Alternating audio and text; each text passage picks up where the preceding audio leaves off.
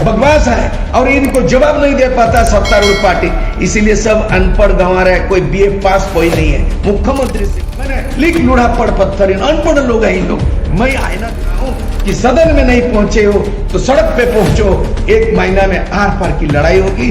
अगर वो नहीं करते हैं हेमंत सोरेन तो मैं माननीय विधायकों को आज मैं आईना दिखाने जा रहा हूं, क्योंकि मैं भी आज से 30 साल पहले विधायक रहा था और झारखंड निर्माताओं में से मैं एक हूं।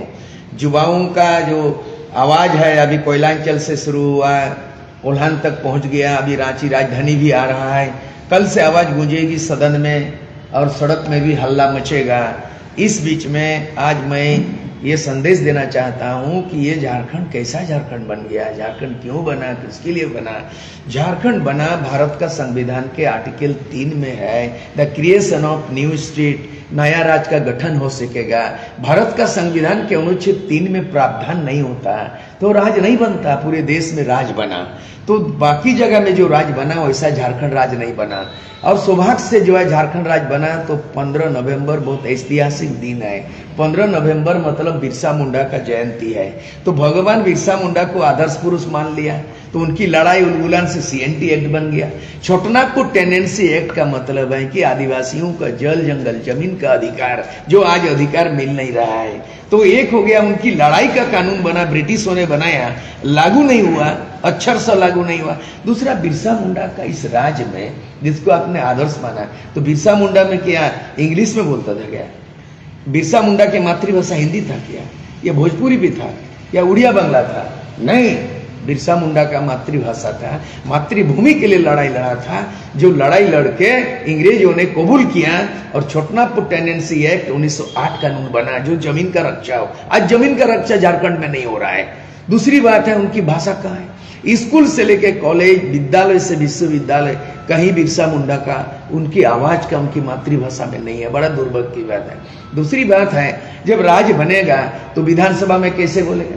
विधानसभा में बोलने के लिए संविधान का 210 में प्रावधान है कि अगर कोई माननीय विधायक अपना भाषा में जहाँ बोली जाती है क्षेत्र में अपने भाषा में बोलने का इजाजत मांगेंगे तो स्पीकर भारतीय संविधान के तहत प्रावधान है आर्टिकल 210 में कि मैं मुंडर में बोलूंगा, इजाजत बोलिए, मैं कोठा में बोलूंगा, बोलिए, मैं संथाली में बोलूंगा। इतना के बावजूद कोई विधायक आज तक नहीं बोला। दूसरी बात है, शपथ ग्रहण में संताली भाषा जो है ये 22 दिसंबर 2003 को भारत का संविधान में 8वें अनुसूची में कर दिया, और जैसे ही 22 दिसंबर 2003 में संविधान में जगह मिल गया संताल भाषा को तो वो शपथ ले सकता है। बड़ा दुर्भाग्य की बात है, शिबू सोरेन 3 बार मुख्यमंत्री बना, आपने संताली में शपथ ग्रहण नहीं किया। बड़ा दुर्भाग्य की बात है, हेमंत सोरेन 2 बार मुख्यमंत्री बना कि संताली में वो शपथ ग्रहण नहीं किया। तो ये चूक कहाँ हो रहा है? वो क्यों नहीं जान पा रहे इस संविधान को? बिना पाठ पढ़ाए कोई यूपीएससी, बीपीएससी, जेपीएससी पढ़ सकता है, पास नहीं कर सकता है। एमबीबीएस होगा तभी डॉक्टर होगा, एलएलबी होगा तब एडवोकेट बनेगा। ये बिना लिख लूढ़ा पढ़ पत्थर अनपढ़ लोग हैं लोग। मैं आईना दिखाने इसलिए जा रहा हूं कि झारखंड राज्य का राजभाषा क्या होना चाहिए आज भी तय नहीं हुआ है। संविधान के अनुच्छेद 345 में दिया गया कि कोई भी उस प्रांत के, प्रोविंस के, राज्य के क्षेत्रीय भाषाओं को संविधान के 345 के तहत वो अपना राजभाषा का दर्जा राज्य सरकार दे सकती है। आज तक बना ही नहीं। मतलब कि इन 22 वर्षों के अंदर में 5 बार चुनाव हुआ, 11 बार सरकार बनी और 3 बार राष्ट्रपति शासन लागू हुआ, लेकिन आज तक नीति निर्धारण नहीं हुआ, नेता निर्धारण हुआ। नेता माने कौन नेता? वो लायक कि नालायक कि खलनायक, ये इसकी परिभाषित नहीं की जा सकी।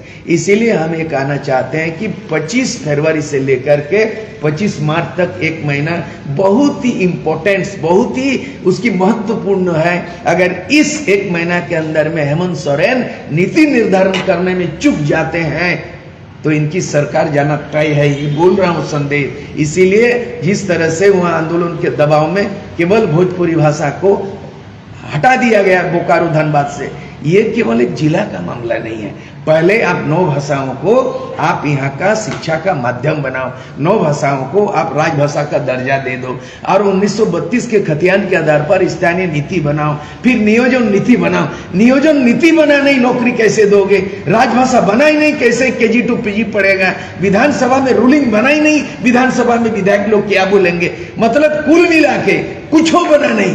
22 वर्षों के अंदर में न झारखंड का तस्वीर बदली, न झारखंडियों का तकदीर बदला, न व्यवस्था केवल बदला तो सत्ता बदला तो नेतृत्व बदला तो चुनाव में नेता बदला। अब 1 महीना के अंदर में आर पार की लड़ाई होगी, सदन में गूंजेगी आवाज, पक्ष विपक्ष में गूंज होगी और सड़क पे भी उलगुलान होगा। 1 महीना के अंदर में फैसला हो जाएगा कि ये अंतिम संस्कार है, सरकार है कि अंतिम संस्कार है, हेमंत सोरेन की अंतिम सरकार है या इस सरकार की अंतिम संस्कार है। ये कल से लेकर के 25 मार्च तक ये तय हो जाएगा, यही संदेश देना चाहता हूं। बाबू विधि विधान पढ़ो, कोर्ट में डिबेट होता है तो वकील लॉ पास करके CRPC IPC बिना जाने नहीं होगा। डॉक्टर MBBS पास करता है कि क्लोरोक्विन देगा कि ये कोरोना का क्या दवाई देगा, या बिना MBBS का डॉक्टर नहीं बनता और बिना LLB पास का कोई लॉयर नहीं बनता। ये लोग लिख लूड़ा पढ़ पत्थर कुछ नहीं जानता। मैं चैलेंज करता हूं मुख्यमंत्री से लेके, ये मुख्यमंत्री नहीं है, मूर्ख मंत्री है, ये मूर्ख मंत्री है। आपका कहना क्या है कि विधायक को भी एक डिग्री लेके पास होना चाहिए? विधायकों को डिग्री पास होना चाहिए, प्रशिक्षित होना चाहिए और संविधान पढ़ के हाउस जाना चाहिए। बकवास नहीं करे। ये विपक्ष कीर्तन करता है, ढोल बजाता है, बकवास है और इनको जवाब नहीं दे पाता सत्तारूढ़ पार्टी, इसीलिए सब अनपढ़ गंवा रहे। कोई BA पास कोई नहीं है, मुख्यमंत्री से लेकर के शिक्षा मंत्री तक कोई BA पास नहीं है। ये सबसे तौहीन की बात है, शर्मिंदा की बात है कि झारखंड में ऐसा राज 22 साल के अंदर में कि ग्रेजुएट कोई मुख्यमंत्री नहीं है, शिक्षा मंत्री मैट्रिक फेल है और इस तरह से। इसीलिए 1 महीना के अंदर में स्थानीय नीति नहीं बनता है तो हम लोग मुख्यमंत्री से इस्तीफा मांगेंगे और तमाम 81 विधायक पक्ष विपक्ष उनको मांगेंगे। नया जनादेश के लिए जनता जाएंगे। मैं अलग राज्य के लिए मैं भूमिका निभाया हूं, आजसू के संस्थापक के रूप में विधायक पद को मैंने इस्तीफा दिया और इसलिए आज मैं उनसे इस्तीफा लूंगा। अलग राज्य बनाने की कुर्बान देने वाले नौजवान को अपील करता हूं कि सदन में नहीं पहुंचे हो तो सड़क पे पहुंचो। 1 महीना में आर पार की लड़ाई होगी। अगर वो नहीं करते हैं हेमंत सोरेन तो सीधे उनको जो है कुर्सी छोड़ना होगा और विधायक लोगों को त्याग पत्र देना होगा।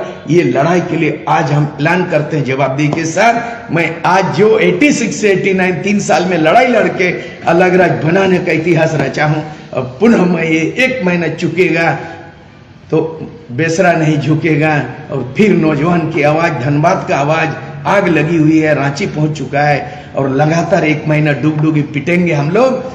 1 महीना तक सड़क में गूंजेगी आवाज। ये हम लोग आज निर्णय लेने जा रहे हैं।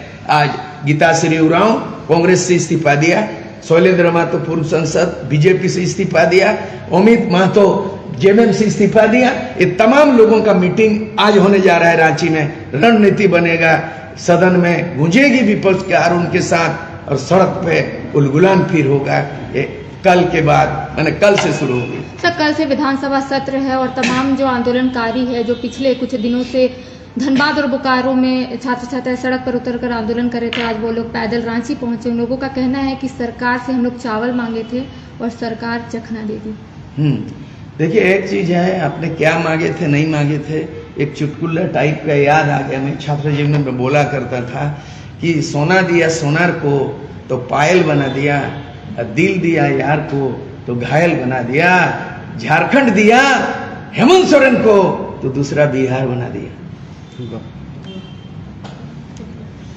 सर, एक सवाल है जो कि जैसे ही भोजपुरी, मगही, धनबाद और बोकारो से हटा तो हेमंत जी ने कहा कि हमने कांग्रेस और JMM के दबाव में आकर के भोजपुरी और मगही हटा दिया। तो क्या लग रहा है सरकार किसकी चल रही है? जब दबाव खुद की पार्टी से बन रहा है तो सरकार कौन चला रहा है? देखिए, जनता का जो जन आंदोलन होता है, जन आकांक्षा होता है, जन आकांक्षा जब पूरी नहीं होती है, आपने चुनावी मांगे को, चुनावी वादे को पूरा नहीं किया, आपने जो भी बोले, एक भी चुनावी वादे हेमंत सोरेन ने पूरा नहीं किया है।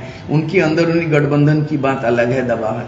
भोजपुरी का जहां तक सवाल है, मैं कल उस दिन भी लालू जी को ललकारा था मैंने, लालू जी ने बोला के विरोध करता रहे। हमारा कहना है कि बिहार राज्य जो है ना, अस्तित्व में आया 1912 में।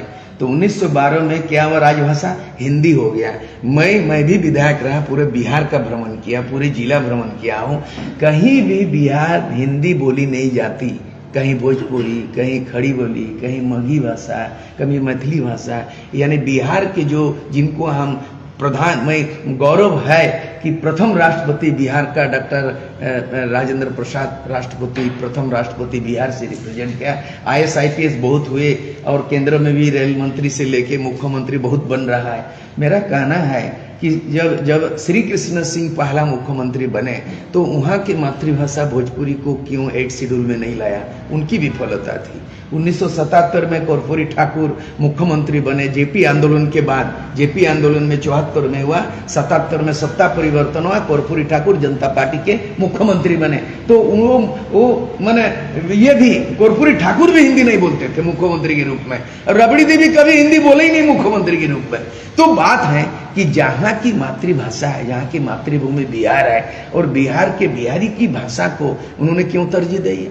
अतिक्रमण इसलिए है कि अगर बंगाल में बांग्ला के बाद अगर बोल दिया जाए गुजराती लागू करो तो आग लगेगा कि नहीं? अगर गुजरात में बोलेगा तुम उड़िया पढ़ो तो नरेंद्र मोदी कुर्सी छोड़ देगा प्रधानमंत्री पद, बोले लड़ो रे भगाओ रे। उड़ीसा में अगर बोलेंगे पंजाबी पढ़ाओ, बात को समझा जाए। मैं व्यक्तिगत रूप से भोजपुरी भाषा का विरोधी नहीं हूँ, किसी भी बाहरी बिहारी का दुश्मन नहीं हूँ, विरोधी नहीं हूँ। मेरा कहना है बिहार से झारखंड अलग हुआ, इसको पनपने दीजिए, यहाँ की भाषा को, संस्कृति को, यहाँ का नौजवान लोगों को नियोजन होने दीजिए, यहाँ का विकास होने दीजिए। इसलिए बिहार से अलग हो, नहीं तो क्या जरूरी था भाई?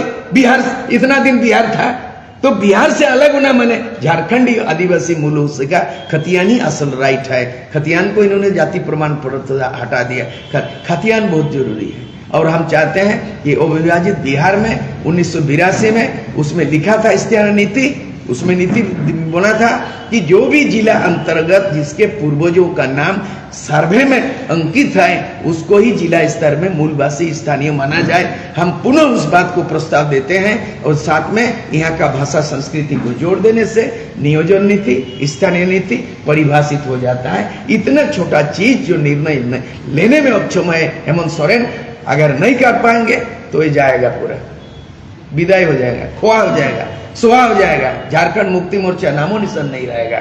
और एक चीज है, चिंतन मंथन कांग्रेस ने 3 दिवसीय किया। उन्होंने भी इस बात को किया कि चुनावी घोषणा पत्र को कांग्रेस और जेएमएम वो लागू करी सदन में, कांग्रेस भी कहा है। और दूसरी बात है कि जन आकांक्षा जो है उसके अनुरूप नीति निर्धारण होना चाहिए। हमको लगता है कुछ न कुछ रणनीति कांग्रेस बनाया होगा। अगर ये नीति नहीं करते हैं तो कांग्रेस भी राष्ट्रीय पार्टी है, हमको लगता है समर्थन हटा लेगा और अलग थलग हो जाएगा, कहीं का नहीं रहेगा हेमंत सोरेन। इसलिए 1 महीना का बहुत क्रूशियल है, बहुत ही निर्णय लेना पड़ेगा सावधानी से, और नीति निर्धारण नहीं किया तो ये सरकार चला जाएगी। जैसा कि आपने कहा कि कांग्रेस अपना हाथ अगर खींच लेती है जेएमएम से, तो जेएमएम किसकी सरकार बनाएगी फिर मिलके, क्या लगता है? जेएमएम का तो सरकार नहीं बना सकता, सरकार भी बनाएगा, देख लीजिए। नहीं, बात है सरकार किसकी बनेगी, बात है कि कौन लोग मिलके स्थानीय नीति बनेगी। जैसे रघुवर दास की सरकार में 1985 को आधार मान लिया, आधार वर्ष मानते हुए स्थानीय नीति बना दिया, ठीक है, तो वो अपने समय बना दिया। ये तो बनाया ही नहीं। कहने का मतलब कि अभी अगर नीति निर्धारण नहीं हुआ 1 महीना बजट सत्र के अंदर, तो इसकी सरकार तो गिरेगी ही गिरी। सरकार किसकी बनेगी ये मैं नहीं बोल सकता हूं, लेकिन ये सरकार अगर नीति निर्धारण नहीं होगा इनको गिरना तय बात है।